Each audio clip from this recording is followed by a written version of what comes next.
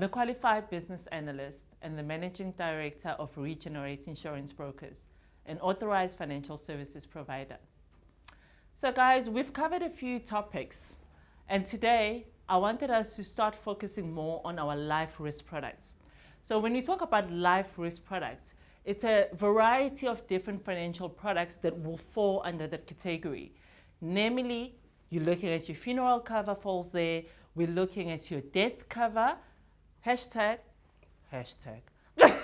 A lot of people actually know it as life covers, but in the industry, the proper terminology of it is death cover. Disability cover, accident cover, severe illness, they all fall under these life risk products, plus. But for today specifically, I wanted us to look more closely into death cover, the life covers. So one could say, what is a death cover? Death cover is an insurance product, a financial product that you purchase from a product supplier.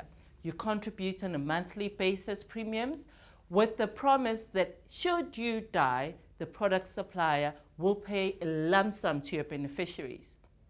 Now, a lot of people sometimes get it twisted and they don't fully understand why I should even have one in place. But understanding why, what the importance of death cover is, will make it clearer to you why it is crucial to have one in place. If we look at death cover, what are the different covers that are in place? So a lot of people would know that death cover, some of them will have no bloods, which in the industry is termed limited underwriting.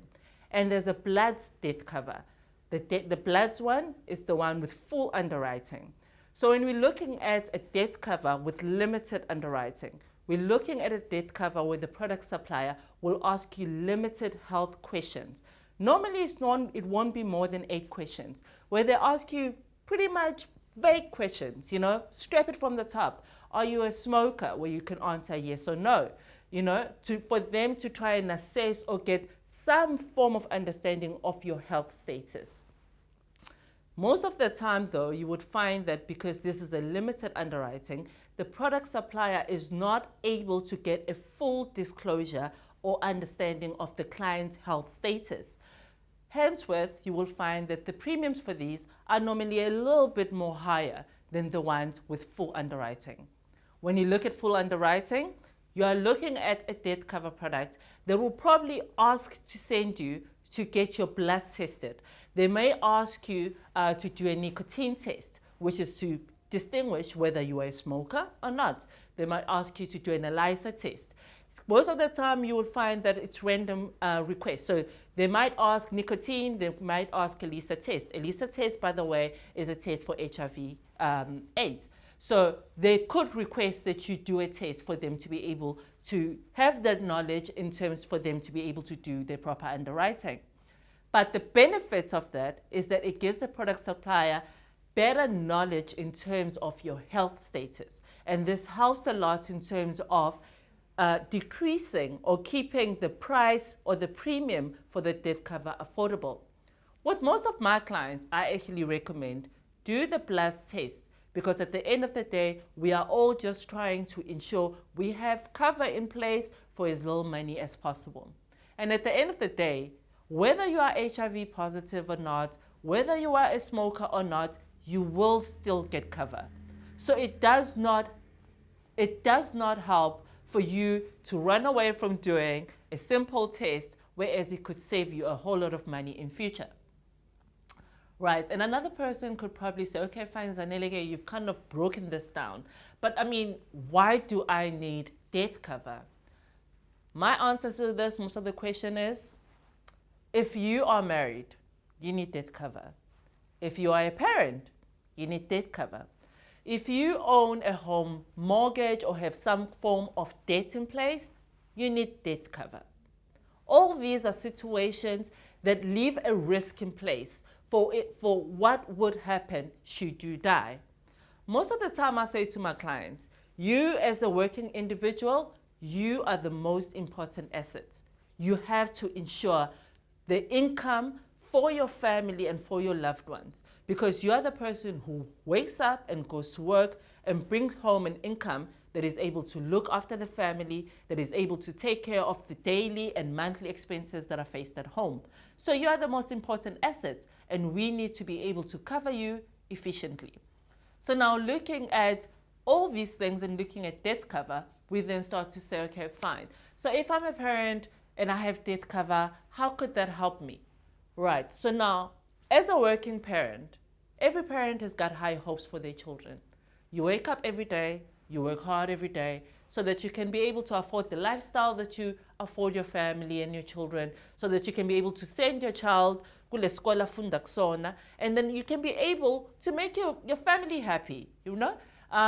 So now at the end of the day, the question becomes, should you die next week, what will happen? This child that you've raised in this particular neighborhood, this lifestyle that you've introduced to your family and your child, if you die tomorrow, what is meant to happen with them? And that's where death cover comes in. Because when you pass away, this lump sum will be unlocked, ensuring that your family is still able to enjoy the same life that you had worked so hard for and wished so dearly for them.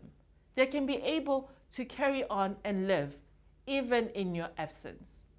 In the term where you are looking at somebody who is a mortgage bond owner, if you own a house and you are paying a mortgage bond on your house, if something should happen to you, we would not want, it is not the desirable that the bank could end up repossessing your house because there is nobody left who can afford to pay back the mortgage bonds towards your house.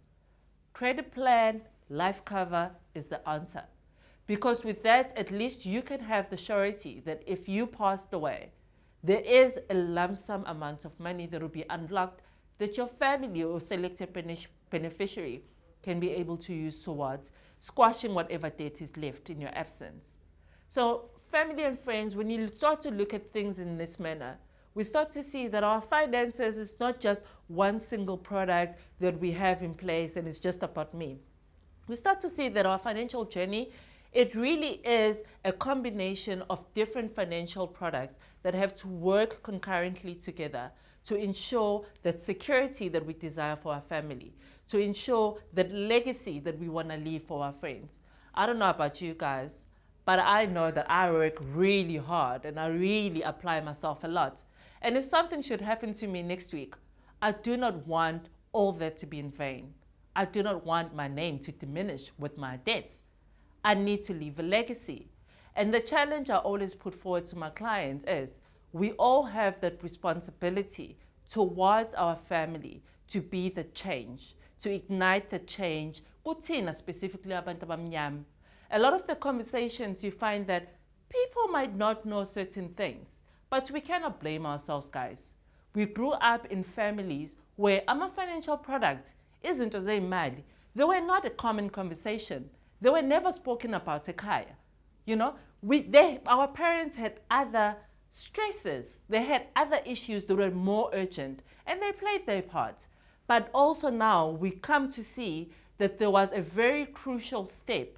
There was very crucial knowledge that was not passed down to us, and that we need to ensure we are able to pass down to our children to ensure that our legacy builds on, to ensure that we start building our generational wealth, where ingane zabazukulu bakho will know who you were as ugogo because you were able to leave some kind of inheritance for them. And financial products can be able to afford us all these opportunities. They can be able to afford us to start making a change. And it starts with one person, it starts with one family, and before you know it, it would be a society. So me as Uzanele M, I'm here challenging everybody. Guys, izwa, funda.